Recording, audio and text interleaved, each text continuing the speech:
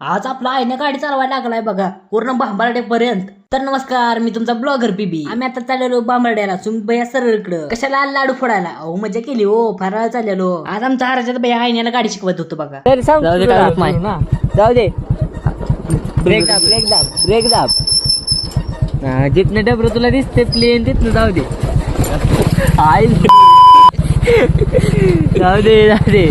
त्यानंतर आलो सुमित भैया सरकारच्या घरी. तिथे गेलो, आईने केसात हात फिरवायला लागला आणि हर्षद भैया बसला निवांत खुर्चीवर. त्यानंतर जरा फराळ काढला.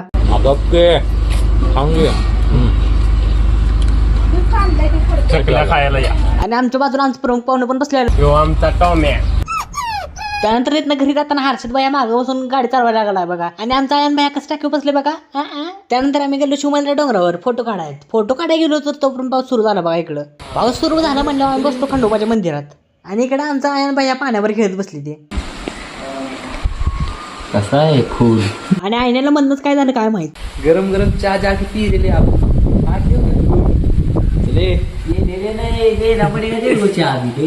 त्यानंतर शिरड कशी पळतेच बघा.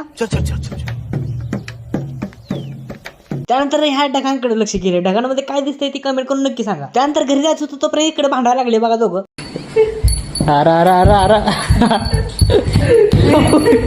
घरी जात होतो पण इकडे मांजर दिसलं बघा.